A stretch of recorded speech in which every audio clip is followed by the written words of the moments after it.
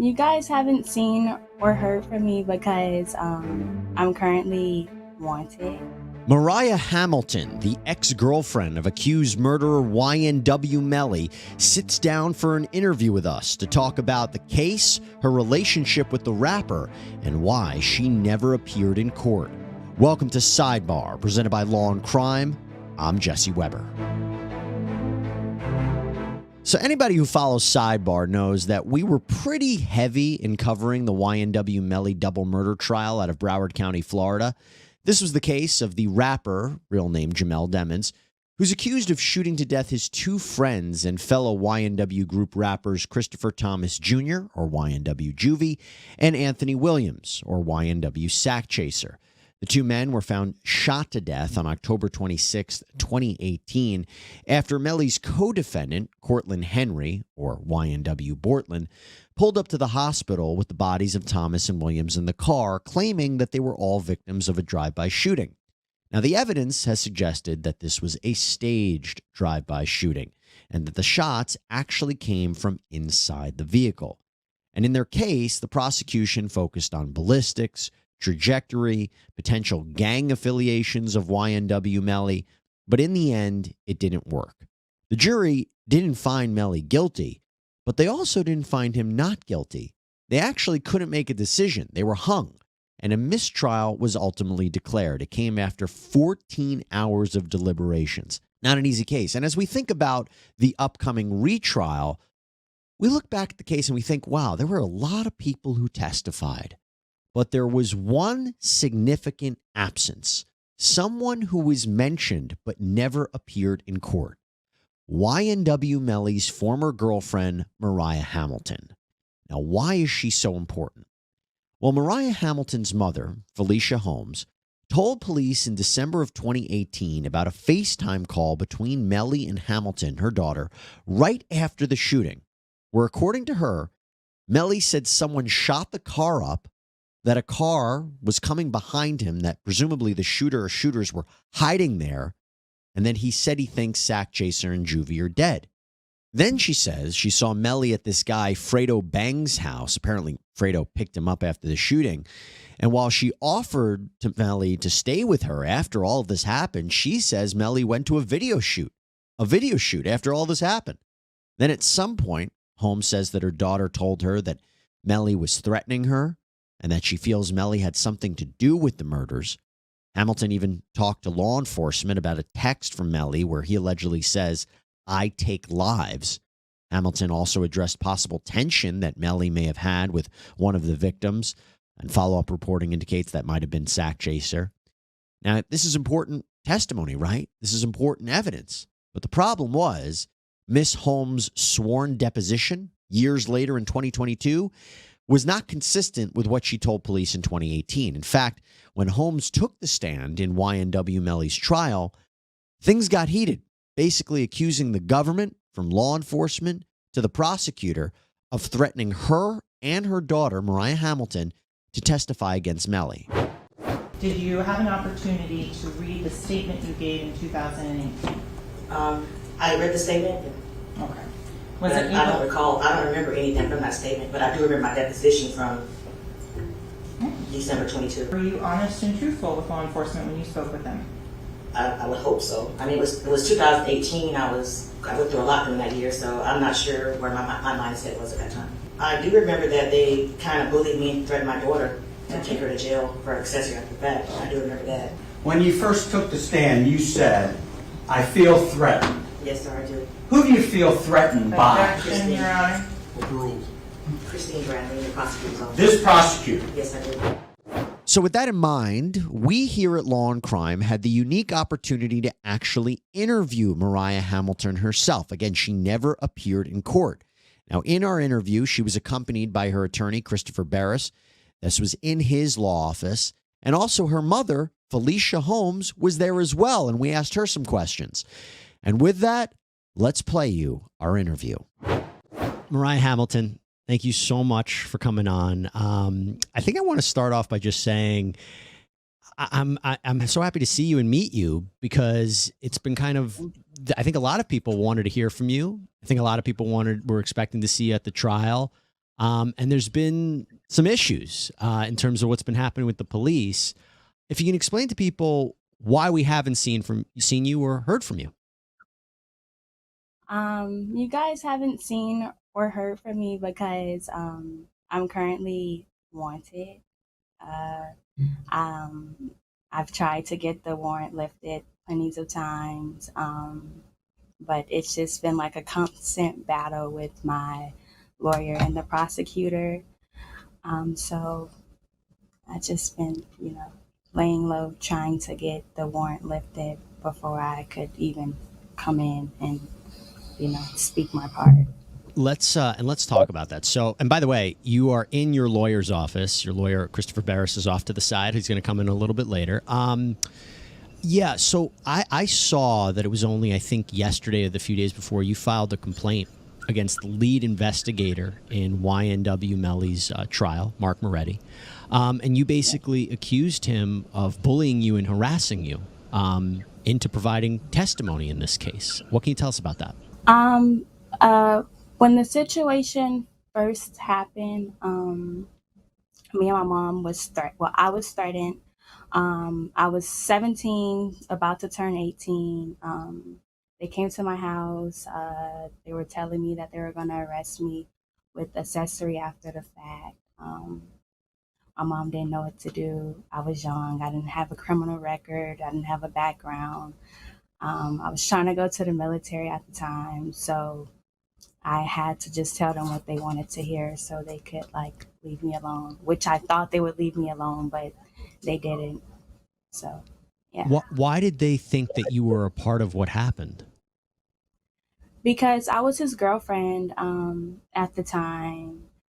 So they thought that I knew more than what I was telling them that I knew, which I didn't.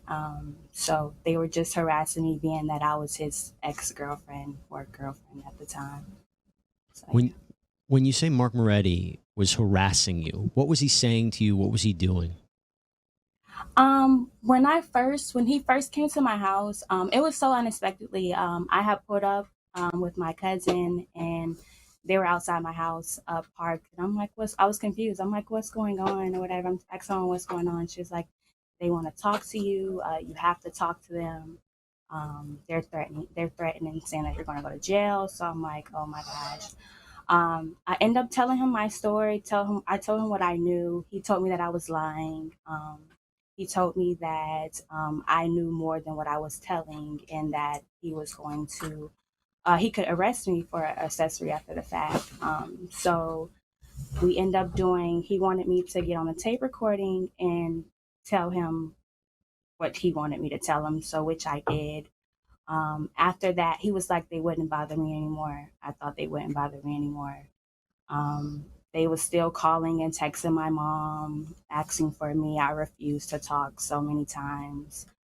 And yeah, I haven't really talked to them ever since then, since 2019.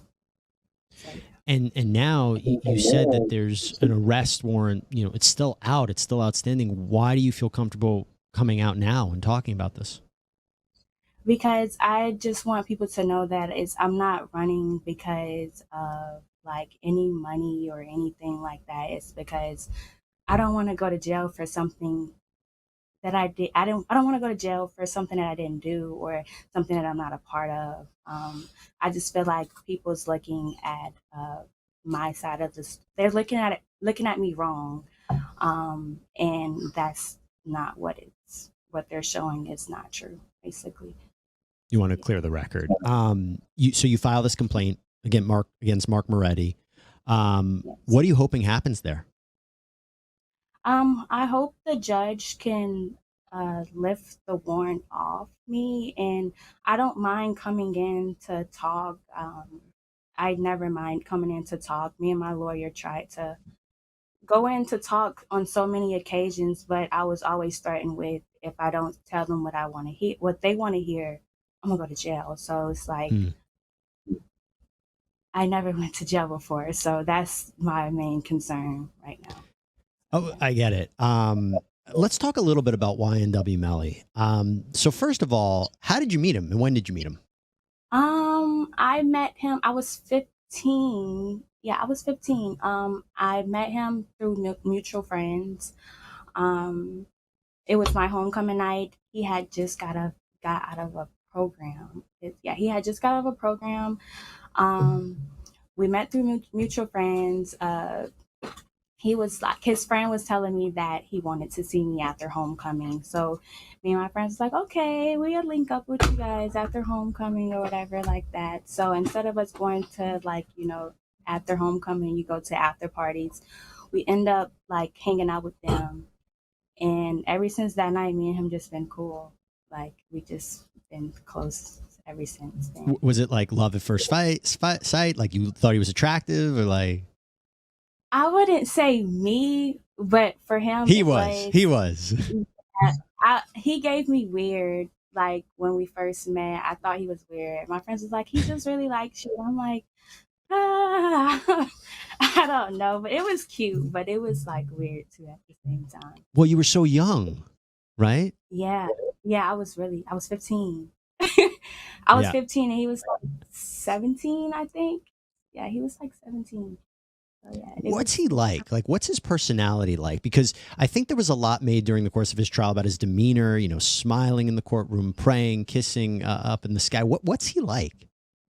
He's just he's different. Like he's a very outspoken person. Like he doesn't mean no harm, but he's really different. Like he's always lightening up the room, like regardless. Like if he's even going through something, we wouldn't nobody would tell because he don't show it. Like he shows it differently. So he's different from he's not he's different. He's goofy. Yeah. What was your relationship like with him? We was good. Our relationship was good, but we had some bad times too. I wouldn't say we was always good. We had our differences, which any other couple had. Um, but our relationship was good. We was like best friends. He'll tell me anything. I tell him anything. When I'm going through stuff, he'd be there for me. When he's going through stuff, I'd be there for him. So yeah. Are you guys currently talking at all, communicating? No, no. Is it because of what happened? I honestly, it's not even just because of what happened. I just think, you know, uh, it just might not be the right time for us with the relationship part as of right now. So Mm. yeah, maybe we could come along in the in the meantime or in the long run in the future. But as of right now, I'm trying to get myself together, and I know he have a lot going on. So it's like Has he ever tried? Has he tried to reach out recently? no. A big part of this case was talking about, is it possible YNW Melly would shoot his two friends? And the question became, is he violent? Have you ever seen him violent in any way? No, no. He's a very goofy person. I don't think he would be violent. I don't think he's a violent person at all. Like he's never showed any violence towards me. So no. And You ever he see him? loved his friends. You ever see him with weapons or anything like that? No. And the accusation that he was part of a gang, what do you make of that?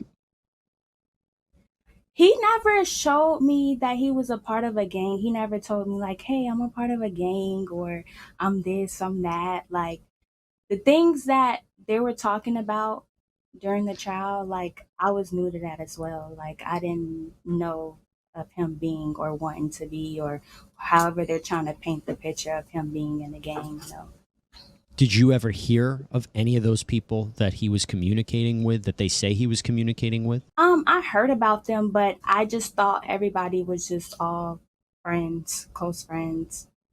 Like I was never a part of, he kept me out of anything that he ever had going on. So, I, yeah, they were like When you friends to me. when you say that he kept you, in other words, was he on his phone talking? People were like taking phone calls away from you, or not making sure he didn't see Oh your no, phone? Nothing like that. no, no, no. I had his password to his phone. So like, and he would never walk away while he's on the phone to talk to anyone, not in front of Hmm. me.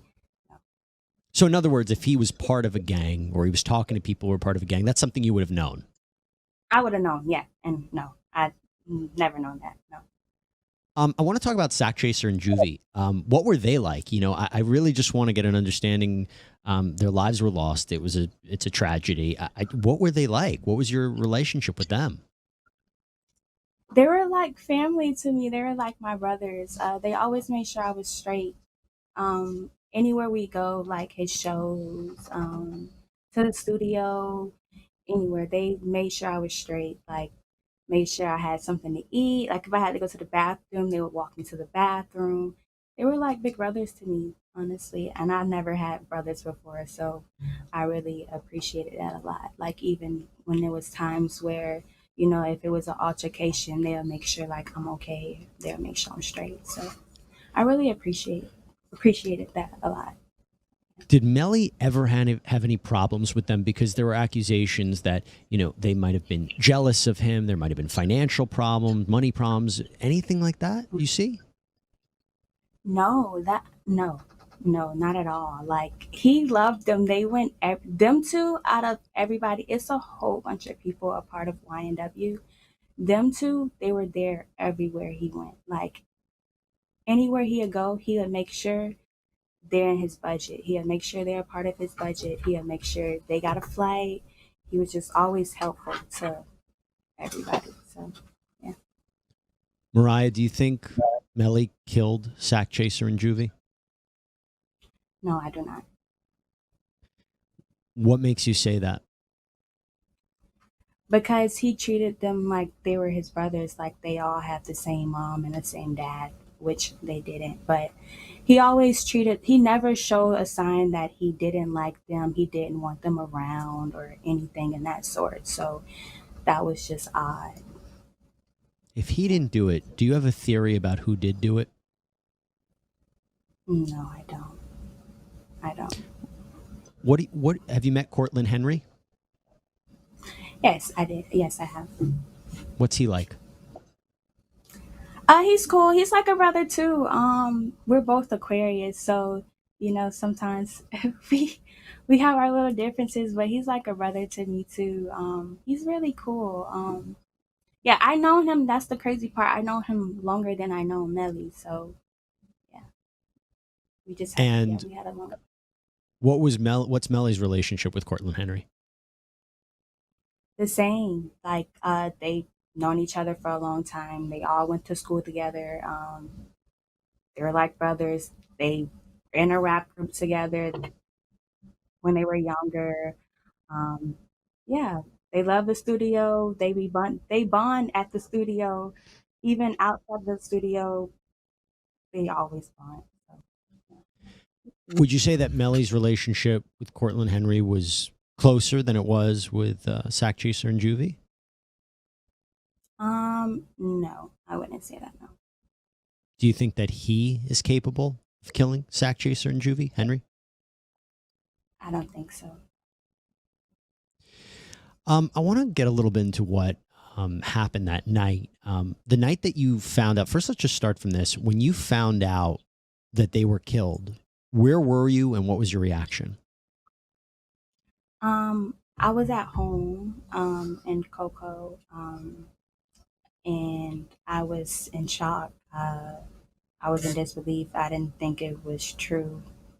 I thought it wasn't true at all, until I actually came down there and found out about it. Who told you, or how'd you find out? Can you answer that question? Oh, the police are the ones that really told you the story. Huh? It was the police who told you about the incident, I think. Right. Yeah. So Yeah. So yeah. I found out through the police. Yeah. They came to you and told you. And what was your reaction? Were you just shocked? Did you break down into tears? Did you say, what's happening? Yeah, I was crying. I was terrified. I was scared. I was scared for everybody in the situation. Me and my mom went that way, and I couldn't for ever since that situation, I couldn't sleep for a few days. Like I was just still in shock about the whole situation. So yeah. Did you call Melly immediately and say, "Are you okay?" Or did he call you? I went down there immediately Went once down I where? found out. To Miami. Because I live Mm, in Cocoa at the time. right. So I went to Miami. But did you speak to him before you went down and said, "I'm on my way"? Or No. did he say anything to you about the shootings? No, he never talked to me about the shootings. So there's been a lot of back and forth that he had communicated to you about it and said that he was there, that it was a drive-by. Is that not true? Wait a second. Mariah, Mariah's position, Jesse, is that, she was never told by either Melly or Portland about the incident itself. She did learn about it, but she never had any conversation with either of those two individuals about the actual incident, anything that happened that night. So the questions you're asking, I know everyone wants to know the answer to those questions, but I think that's what she's going to tell you, and no matter how many times you ask her that. Well, I About only whether asked her they told one time, so I'm just curious if she says she didn't know anything about it, she didn't speak to him. I mean, I'm sure Mariah can tell me that, but I'm just curious. Okay. Well, I want her to tell you herself, but again, I don't want this to turn into an more. If she tells you she doesn't know, she doesn't know, and it's not going to help to try to get into the after conversations or any meetings that you may have had with either of the two Well, individuals. I hope, Mariah, you don't think this is interrogation, but I will tell you, your lawyer did say that we could ask anything about the case, so I hope that this isn't a tension, but I just wanted to ask. If you don't want me to move on, I can definitely move on. Concerning the night they, with what I have going on with the situation, I don't feel comfortable speaking on uh, the situation from that night. Okay. So let's talk about the trial. Did you watch it at all? Yes, I have. Yeah. What'd you think of it? It was sometimes where I could watch it, and then sometimes I just cut it off, and yeah, I hated it. Like I didn't like it at all. What'd you hate about it? Just how the picture was painted. Basically, I didn't like that, especially if it's with me and my mom, and how we got like paid off when that never happened. So Yeah, I wanted to ask you about that. And by the way, if your mom wants to come in for this question, I would love to ask her about this too, because we covered the trial. Yes, your mom is there too. Hi. I just was curious. Around the table. Hi. Good to see you. So I wanted to ask you real quick about this. That was a very heated moment in that courtroom between you and the prosecutor. What can you tell us about that? It just was a lot of anger with me because of everything me and my daughter have been through. What Christine Bradley's tried to put us through. I felt like we're getting persecuted more than the defendants. I feel like the Cortland has more rights than I do. I'm on a ankle monitor, and I'm supposed to be your witness. And when I'm telling you one thing, it's like you're not taking that for an answer. Even right before I came into the courtroom, I was in a little room with Christine, and she asked me a question. I told her I didn't know, and she was like, "Really, Felicia?" Like telling me you do know the answer. Like anything we tell them, you have to go back and forth with her with it. I'm going to file a complaint against Mrs. Bradley. That's something I'm talking to my lawyer about right now. I have with Dr. Detective Moretti, but we did just go to court. She had court on my birthday to have the ankle monitor off for her to get in front of the judge and say, like, I'm a flight risk. I'm not going to show up for testimony, and she doesn't want me to have it off. So at this point, I don't want to testify, but if I have to, I'm going to go plead the fifth because at this point, I'm going to get arrested. She's trying to send me to jail. I mean, there's no immunity for me or my child. Can you both make this clear for anybody who's following and haven't followed the complexity? Has there ever been a point when either of you were evading law enforcement, evading the ability to testify, and they were trying to track you down, and you were not cooperative. If you can make it clear about that, what that means, were you ever evading law Sure. enforcement or trying to testify? When you say evade, I'm not going to say I evaded them. What I'm going to say happened was I was a travel nurse in California. She was serving subpoenas in Florida. I'm in California. You're serving subpoenas to my ex-husband's house. We don't live there anymore. I have an address. Christine Bradley has not had one sheriff knock on my door in Orlando, Florida, and serve me a subpoena, not once, ever. Mariah, what did you think of your mom's testimony? As I said, it was heated. Yeah, it really was heated. Like I said, I didn't like it. I just felt like she was painting a wrong picture for me and my mom, basically making it seem like we were paid off, and that wasn't the case And at that we were all. running from her when our And lawyer we has wasn't called her on to. so many times, and we've even set up times to meet with her to get this taken care of. And it's like her with her, it's either you go to jail, you say what I want you to say, or you go to jail. And I don't think witnesses shouldn't be treated like that. And that's the reason why that's the reason why I haven't My daughter's came, because you're threatening me with jail if I don't tell you what I want to hear, and it's like that's not fair. I don't feel she's like never been to that's jail. fair. She's had me in Broward County Jail. It's filthy, it's disgusting. I was treated like crap in there.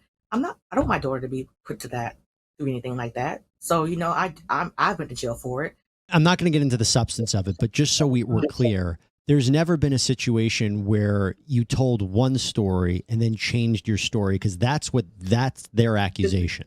Their accusation is I told one story and changed my story, but they're not telling you that the story I initially told was under duress. We were basically forced to tell the story. Are you going to take my 17-year-old daughter to jail? I mean, I'm not trying to see my child go to jail for anybody. So if the stories did change, it changed because of what they set into play. It's on them that stories changed. But if I want to tell the truth, they don't want to hear the truth. They want to hear Right. They want to hear whatever they can hear to make a case against Melly to convict him for a first double homicide and get the death penalty. That's what Christine wants. She wants my story to help her get that. Let me ask you both this. Were you surprised that they went for the death penalty against YNW Melly? I was surprised. I was Yeah, surprised it was death penalty because of the evidence. Because, I didn't even think he did it. The first person who ever told me that he did it was Detective Moretti. It never even crossed my mind. I was a mother-in-law who was thinking that, because I knew he had gotten to with other rappers, and my daughter actually got into an altercation with him and another rapper in California at a studio, and it happened maybe like 3-4 weeks before that. So I'm thinking that that's what happened. I'm thinking someone's trying to kill him. So that's what I was under the impression. I never once thought this young man, because he's always been happy, he's always been dancing. I've never seen him with a gun. So I never once thought that he could actually kill the two guys who I saw him with every time I saw him. It never crossed my mind. And Mariah, what do you think again about they were going after him for the death penalty? Yeah, it was crucial. It really hurt my heart for a minute. Even when he first went to jail, because it's like it was just unbelievable, honestly. But, So- especially with somebody he's with every day, 24/7. So. Mariah, you said you watched the trial. The prosecution presented evidence about where the bullets came from. They presented text messages about whether or not he was involved in a gang. They presented evidence about that he might have "Shh, I did that" on social media. When you were hearing the prosecution's evidence against YNW Melly, what did you think about it?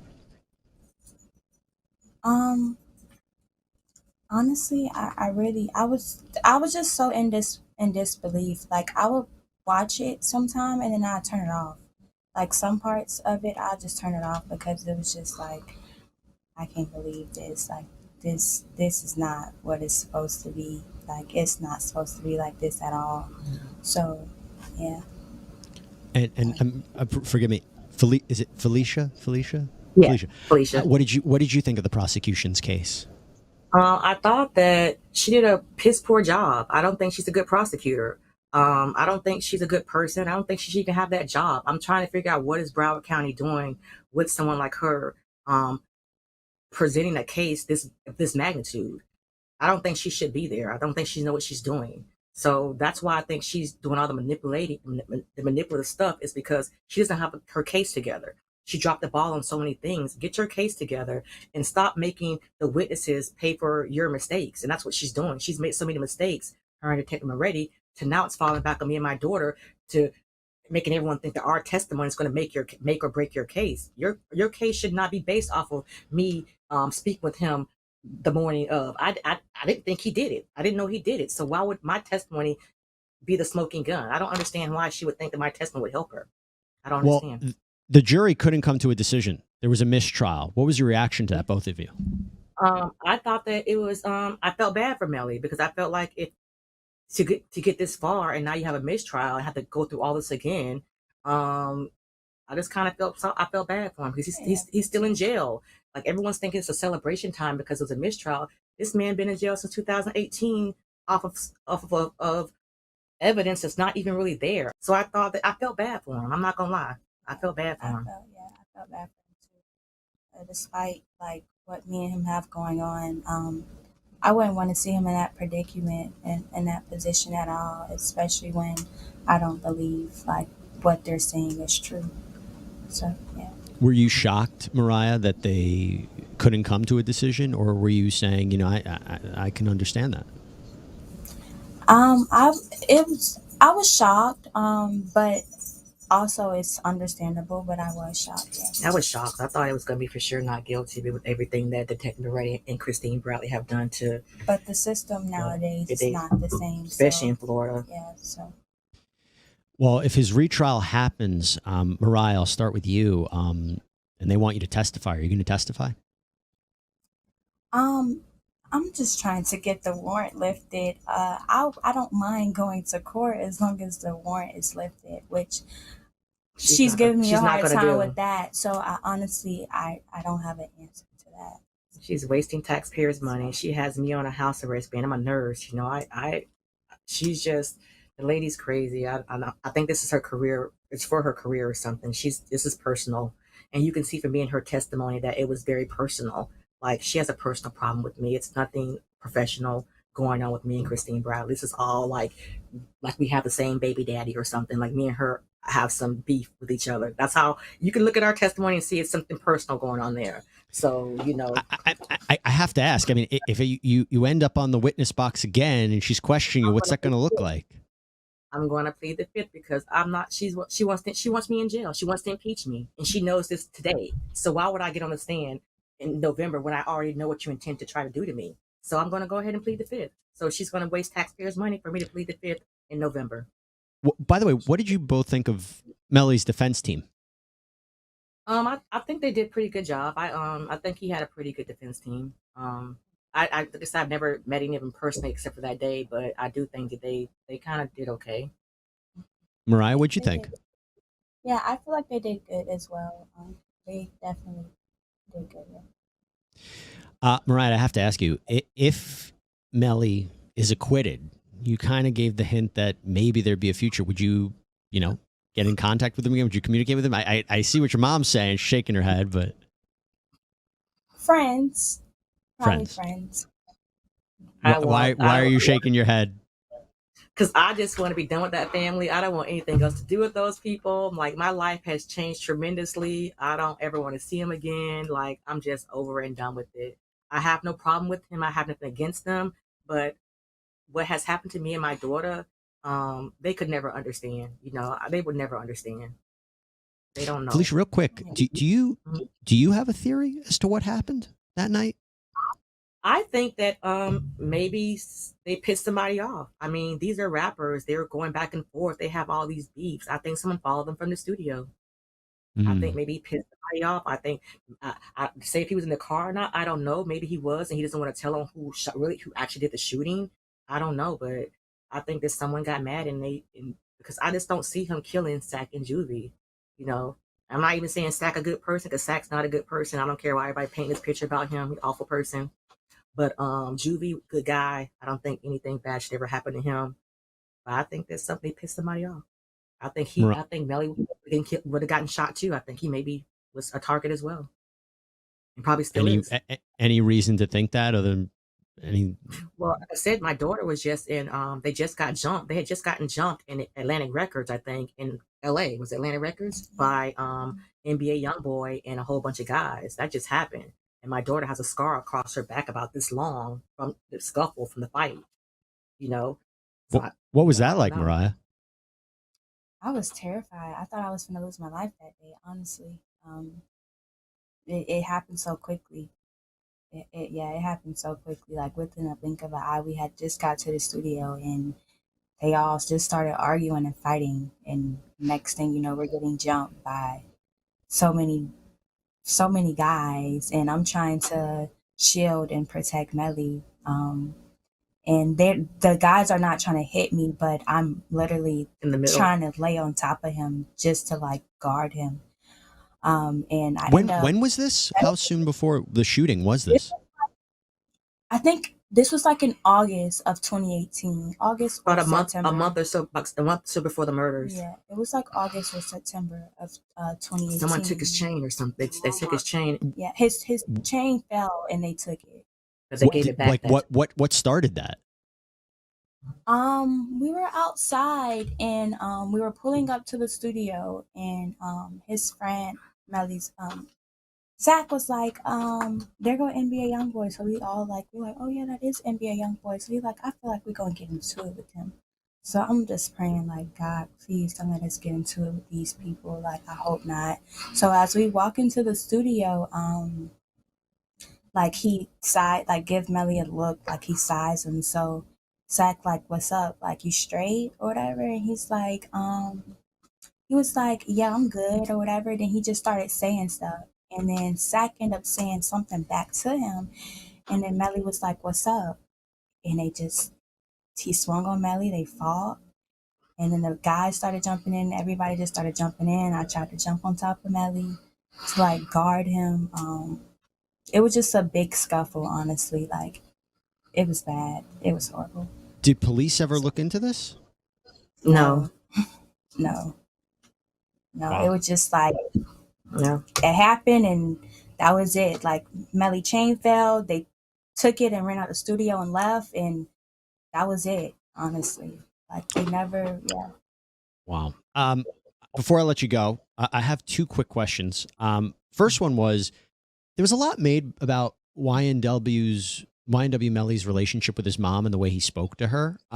Mariah, what can you tell us about that? Him and his mom relationship, he loved his mom.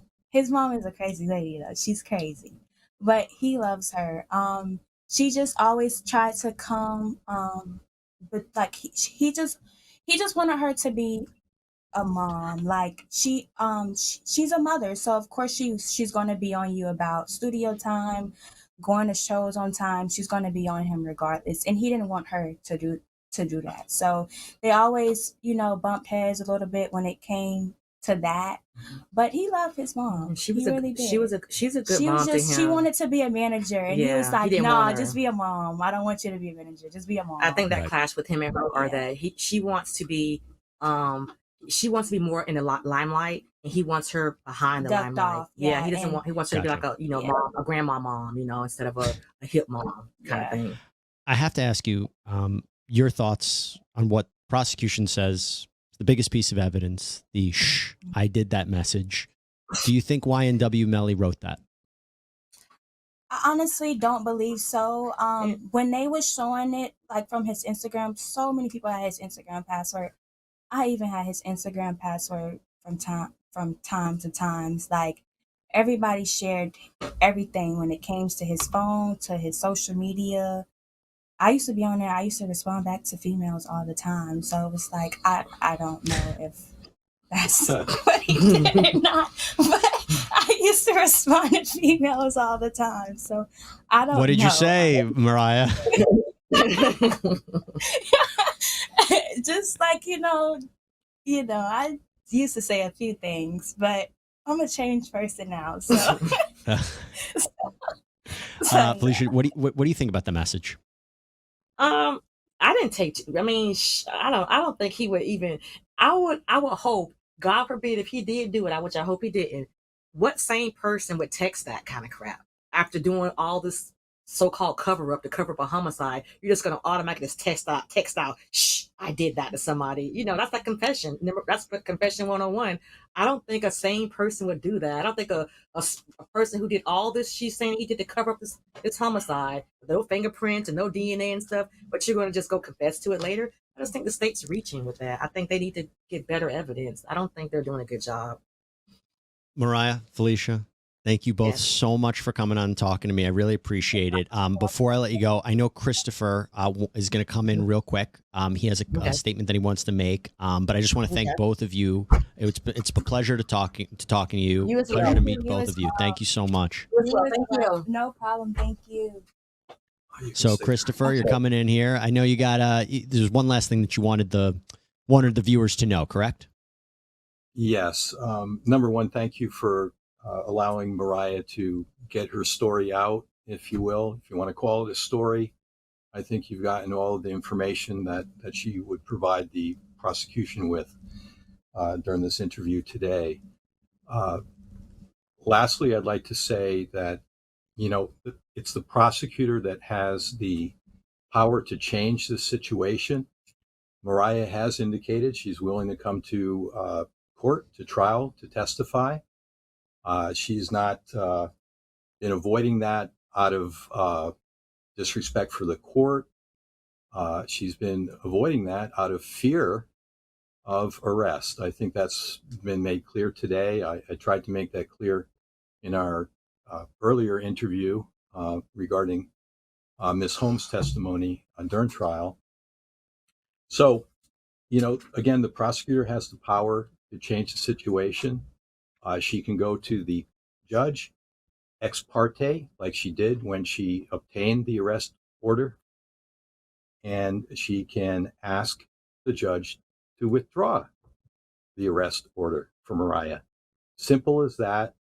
And I think that you would find Mariah willing, ready, willing, able to make it to court, to give her input, the information she does have regarding this case. All right. Thank you guys so much. Wishing you guys the best of luck. And thank you again for coming here on Law and Crime and talking a little bit more about the case with us. Thank you. Thank you. Pretty incredible stuff. We'll see what happens when this retrial eventually happens. We'll follow it here on Sidebar. That's all we have for you right now here on Sidebar. Thank you so much for joining us. Please subscribe on Apple Podcasts, Spotify, YouTube, wherever you get your podcasts. I'm Jesse Weber. I'll speak to you next time.